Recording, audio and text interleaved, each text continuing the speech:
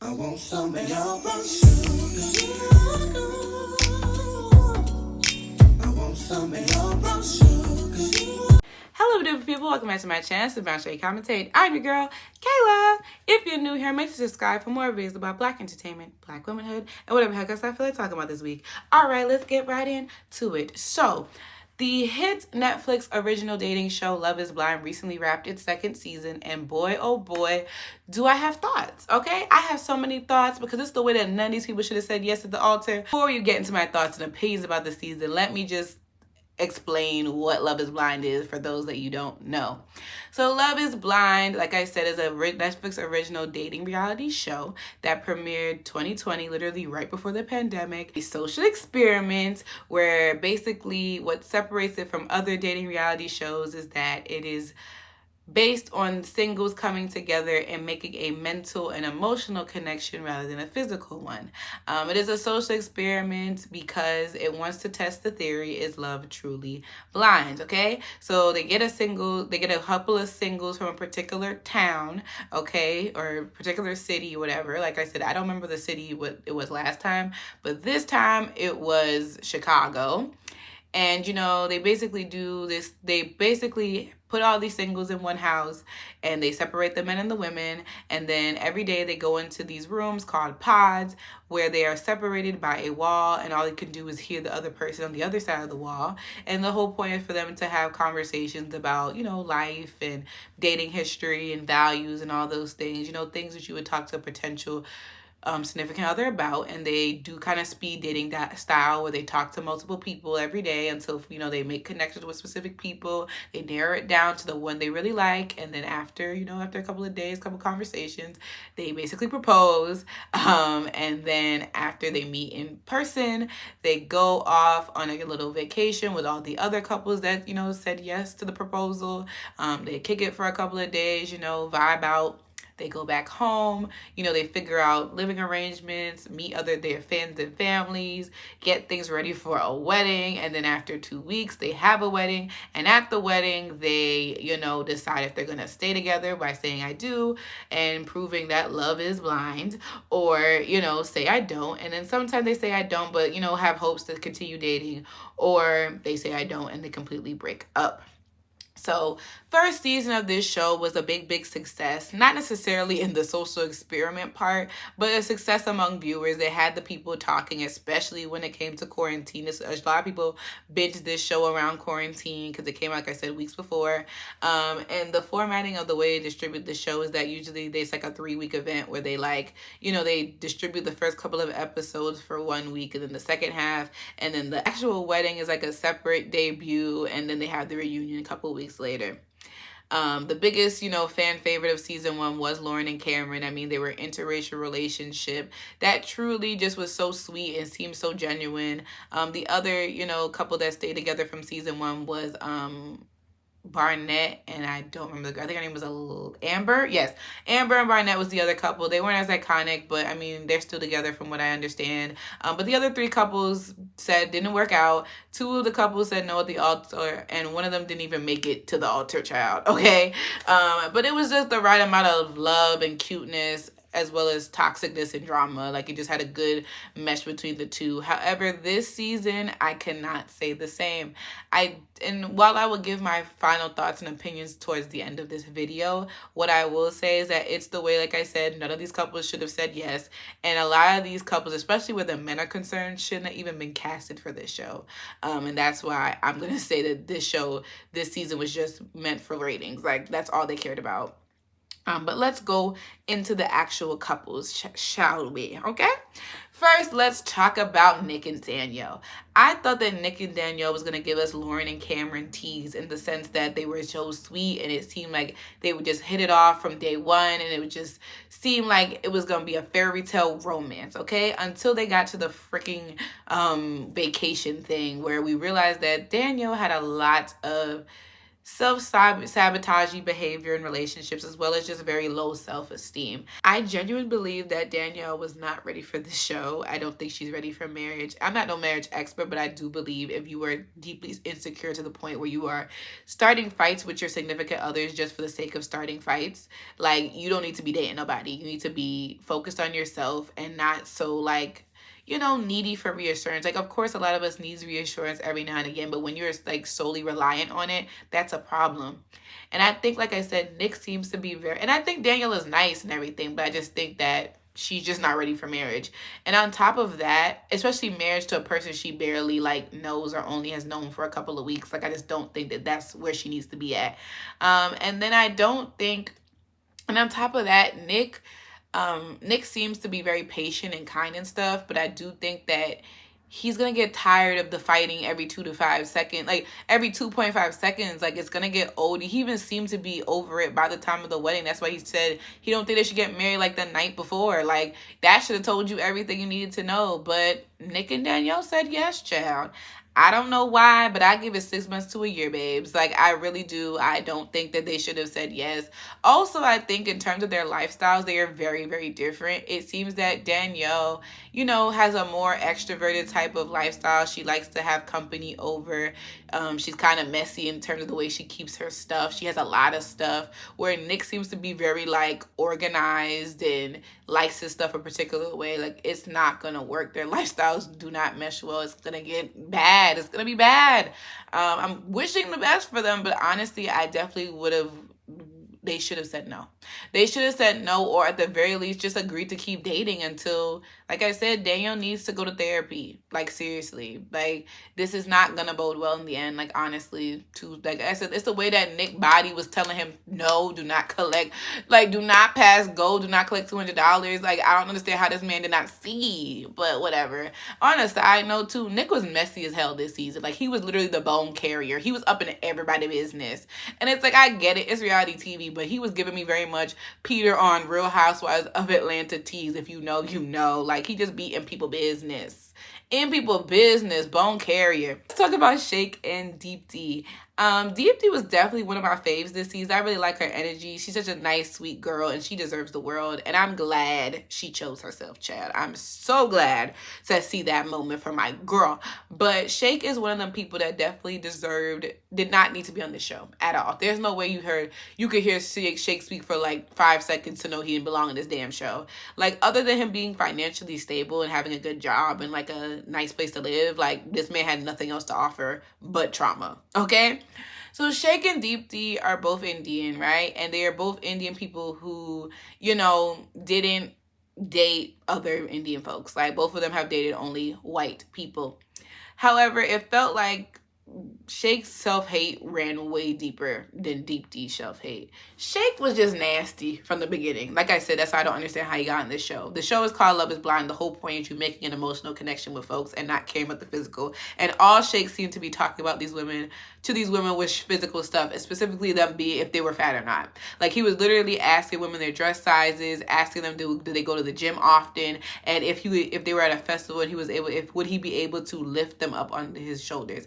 I don't understand how production didn't step in and say, you gotta go. Like, get the hell out of here. But then again, this reality TV, like, why am I acting like these people gonna have morals? Like, please.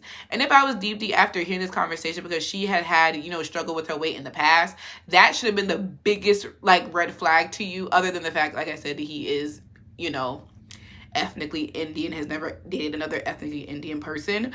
Other than that should have told you everything you need to know about Shake. Like, don't be the experiment, don't be the guinea pig. Like, leave this man alone. Absolutely not. No.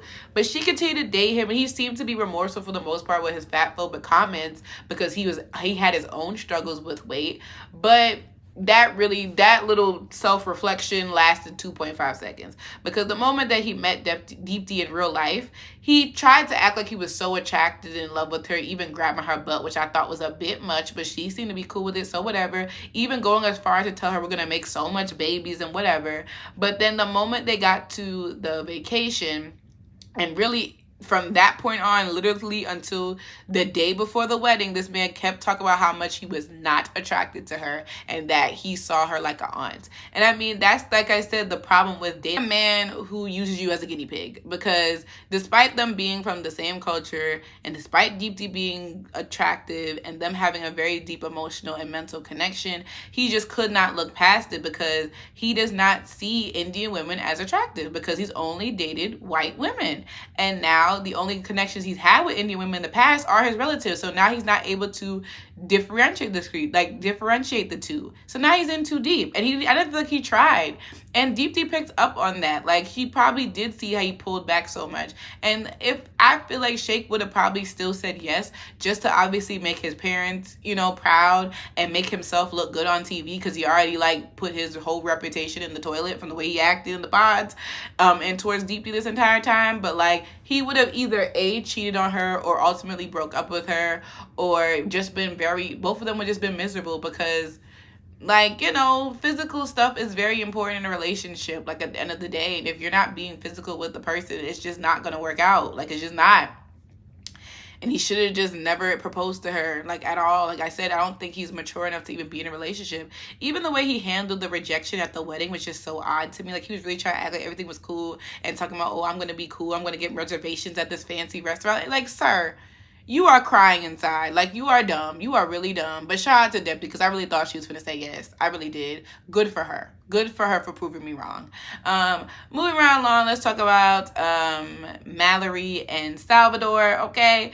Mallory, I'm not the biggest fan of Miss Mallory. I'm so sorry about it. Her and another contestant on the show named Jared, who I'll talk about a little bit later, they had a little bit of a thing going on in the beginning, but they ended up rejecting Jared to be with Sal. And I thought that was a good decision, because I don't really think her and Jared would have had anything beyond a physical connection, because they really didn't talk about anything deep in the pods, to be honest. It seemed very superficial.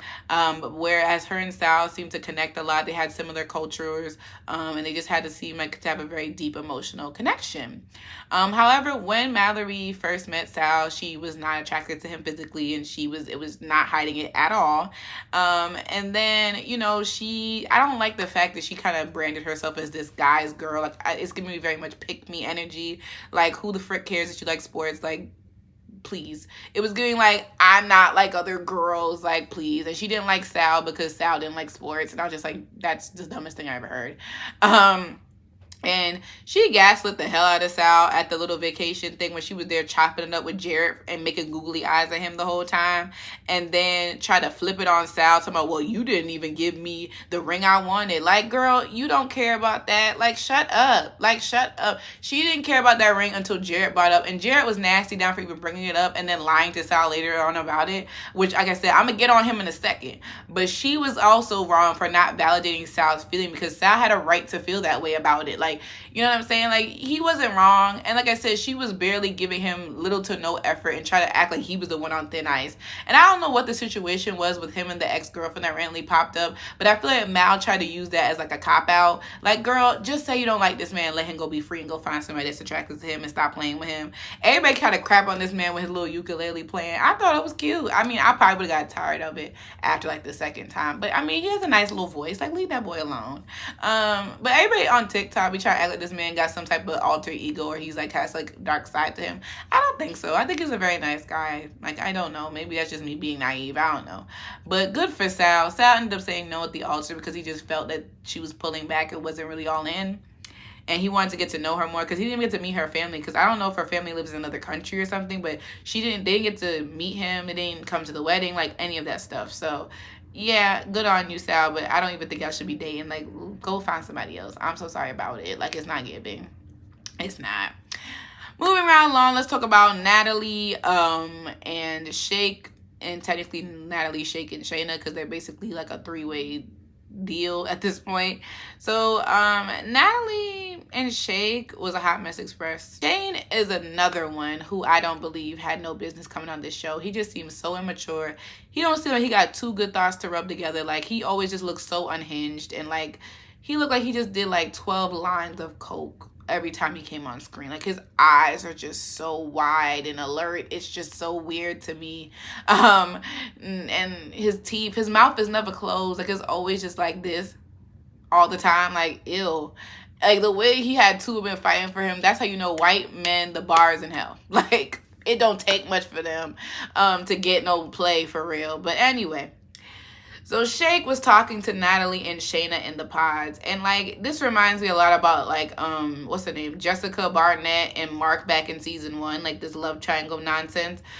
In the sense that, like, both were, like, Jessica and Barnett. And then this season, Shane and Shayna have, like, this passionate, fiery, surface level kind of relationship where it would probably be fun in the beginning, but then it blew up. Like, it will blow up and be very toxic in the end. Like, it doesn't have any longevity to it. But then they have more emotional connections. Like, with Jessica's case, it was with Mark, and with Shayna is with the other guy. And then with Shane, he had more of an emotional connection with Natalie. And so he obviously decided, well, this is what really happened. So basically, one day in the pods, Natalie comes in and she's like, hey, what's up? And he's like, oh, who is this? And she says, take a guess. He says, Shayna.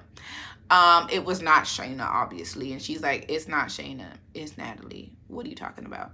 And he's sitting there looking foolish as hell because I don't understand how the hell he mixed up their voices. Their voices do not sound anything alike. Because Shayna has a very annoying voice. Shane does too, but she does as well. And she was basically just like, no, this is Natalie. And she was feeling a little way about it. And he was just there trying to gaslight her and make her look like she was the bad guy in the situation. And, like, men like that, girls, run. Natalie should have took that as a telltale sign to leave this man alone. But no. He sat there and gave her little flowers and asked her to be officially his girlfriend. And she said yes, which I just said, what? Then Shayna heard about it through the grapevine and got butthurt about it. And instead of just simply saying, hey, I really like you. I really think we can, be together. We could really be something. I think that I'm a better, fit for you than Natalie. She act like she was Miss Tough Girl, and then ended up accepting a proposal from a man that she knew she had no business being with because they both had very different, like, polarizing religious views. And when it comes to stuff like religion, politics, like values, like core things about you that you're not going to back down on, you should never date somebody that has the opposite view because it's never going to work out, especially if you end up having kids and stuff like that. Like, it's just not going to work. So I don't understand why I feel like she did it to make Shane jealous, but it did not work.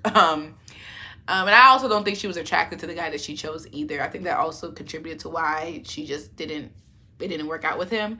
But yeah, so then she just ended up breaking up with the guy anyway, literally like seconds after accepting his proposal. And now she was there, or after that, she tried to sabotage Shane and Natalie's relationship, telling Natalie, oh, if you don't find anybody, or if you and Shane don't work out, I'll find you somebody else. And just causing all type of drama and chaos that was completely unneeded. And then try to lie and say she didn't do it. And I'm like, girl, you do realize we're on a reality TV show, right? Like, please, the receipts are there. Stop it. But anywho, Natalie and Shane continue to date, even though I don't understand why. Just a train wreck waiting to happen. And then finally, at the wedding, or the night before the wedding, they get into a big fight in which Shane says something along the lines that he hates Natalie and she's like the worst thing that ever happened to him. And I don't understand why the hell she didn't call it off from there. I don't know why a lot of these people didn't call it off, like wasting people's time. Like, but anyway, they ended up still, going down the altar or gabbing the wedding. But then she says no. And I'm like, really, Natalie? Good for you, girl. And he looks so damn confused. I'm like, sir, you could even talk about the fight because you were being nasty. And now you're confused when she said no. Like, are you kidding me? Sir, you had it coming. Like, she should have never said yes to your proposal to begin with because you are immature as hell. Like, get the hell out of here. You are a weirdo. And then you try to spin it on her again. You said these nasty things to her the night before the wedding and you're confused that she said no. Then you coming at her and acting like you so hurt and sad. Like, boy, bye. Boy, bye. Go do something. Go touch grass. Like, please. Shane was a mess.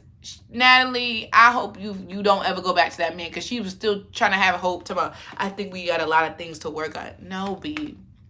No, babes. It's not for you. It's literally not for you. Stop trying to force it. Okay. Lastly, we have Ayanna and Jared. And, Ayanna is another one of my favorites this season. She just seems so sweet and nice and just so cute. But I don't like Jared at all, and I don't like the relationship at all. They kept trying to make it a thing. Even Strong Black Lead on Instagram trying to make him a thing, and I'm like, absolutely the frick not. Because, as I said earlier, Jared was talking to both Ayanna and Mallory, and it was very clear that he was feeling Mallory way more, despite having more intimate and deeper conversations with Ayanna. But it was very clear that he was going to propose to Natalie, and he went as far to ask her what type of ring that she liked, and then hypothetically asked her what would she do if he proposed right now. And I'm a firm believer, if Mallory had said yes, he would have got down on one knee and proposed, because he literally bought the ring that she wanted. But no, Mallory said no, as she should have. And he decided to turn right around. Well, Nick kind of influenced him as well and said, well, you know, Ayanna really likes you. You should go for her, which is like, no, he shouldn't. He should leave her the frick alone. You took your L. The person you wanted said no, go home. But anyway, he decided to run over to Ayanna and be like, you know what? You know, I really juggled between the two of you. You're not really a second choice. Yes, she was. Yes, she was. Like, why are you trying to lie? Like, the proof is there. She gonna watch this show and see how you was acting and giggling, Jared, bearing, mal. Like, please. Please, Jared, who are you fooling? But anyway, she ends up still saying yes, despite having reservations of being his second choice.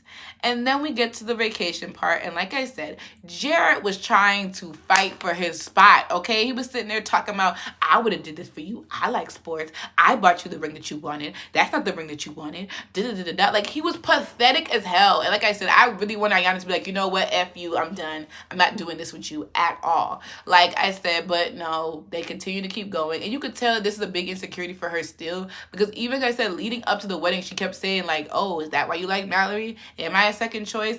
Like, you know what I'm saying? Like, and he wasn't really like whatever. And Jared just seemed like the type of dude that gets married because he sees all, like, he thinks that's what he's supposed to do and all his friends are doing it, rather than something he should be doing. Because the fact that it's always a red flag when a guy gets engaged and his friends are like, oh, I never thought you were gonna get married. Like, literally his friend said that. And I'm like, how do you go from never committing, never really having a serious relationship to marriage, especially married to a person you only have been dating for a couple of weeks? How do we get from there to there? Also, never trust a nigga that got a dangling earring or a nigga that wears a do-rag and no got waves. He cannot be trusted. He cannot be trusted. And the fact that the most greatest thing he could say that he liked about Ayanna was her resilience is a red freaking flag, because he's finna take her through. That's why, like, she's so resilient, I'm finna drag her through hell. I don't trust a damn thing he says. He just seems like he's very suave with the words, but he does not put the action behind it. Like, I just think he says things because it sounds good and that he thinks he should be saying them, but I don't think there's a genuine emotion behind it whatsoever freaking ever. I do not care. I don't care if it's the black couple. I'm not rooting for this relationship whatsoever. Like, I mean, I hope he does right by her, and I feel like, because Ayanna mama don't play, you should, the way her face was at that wedding, like, she was like, he better do right by her, like, he better. But I just think, like I said, like, Ayanna was the second choice here, and she should have seen that. And I feel like she gonna see the way that nigga act during that. She gonna really see that conversation he had with Mallory. And I hope she dumps his freaking behind. Like, I'm so sorry. Like, it just get me heated. That's why the whole reason I made the video I made about black women on reality dating shows, and I recently put that out. If you have not watched it, check it out. But this is what inspired me to make that video, because I'm just like, even in these reality shows, when we're supposed to be partnered with our own kind, like, they still be treating us foul, like, embarrassing us on national television. Are you freaking kidding me? I'm supposed to be going for this because they black? Like, no. Ayanna deserves freaking better. I hate it. Hate to see it. But all in all, like I said, this season was whack. Like I said, it was fun in terms of, like, the drama, but, like, it's really unfortunate. Like I said, there was no solid couple this season. Everybody had their issues, and it was a hot mess express. And like I said, I genuinely believe that everyone should have said no. I think there were 2 other couples that ended up getting engaged, but we never saw them. They were never filmed. And I wonder why. The reason why they weren't filmed was because they were actually, like, stable and not in any drama, and they just cared about ratings. And I'm like I said, what made season 1 so good was because it had, like, the good blend of the nice fairy tale romance with Lauren and Cameron, and even Amber and Barnett. And they had the drama. Like, it wasn't so drama. Like I said, people try and make Ayanna and Jared the Lauren and Cameron, and I rebuke it. I rebuke it. Absolutely not. It's not giving that. I'm so sorry about it. It's whack. No. Like I said, I hope for Ayanna's sake it works out, but I am not here for that relationship at all. Don't care. Black women should never be a second choice, especially not the freaking Mallory. No shade to Mallory, but I told you, I don't see it for her. I don't see it for her. But yeah, like, I really hate that. I also don't like the fact they drag in these, like, premiere of these episodes. Like, if you don't just give us all the episodes, like, I would have rather them gave us all the episodes and then did the reunion, like, withheld the reunion for, like, another week or two. But, like, who y'all think y'all are? Like, stop playing. Like, I don't like that. Like, let's not do that next season. Like, let's just, but I'm like, y'all just need to do a better job with casting next season. Like I said, have the chaotic people, but also have some genuine people in there. Do better in terms of giving. I don't even know if I want more black women on the show, though. Like I said, because I don't want my black girls to be going through it. I don't. But all in all, this season was definitely very interesting. It got people talking, got me talking, shoot. So, I mean, whatever. More power to the people who decided to get married. We will see what it truly is giving with this reunion. But y'all let me know all your thoughts about Love is Blind season 2. Who are your favorites? Do you think that the couples that said yes are gonna make it? Do you think who was your least favorite? What was the most shocking moment for you? Let me just know all of that good stuff down in the comments. Thank you guys so much for watching, and I'll definitely see y'all in my next video. Peace out, y'all.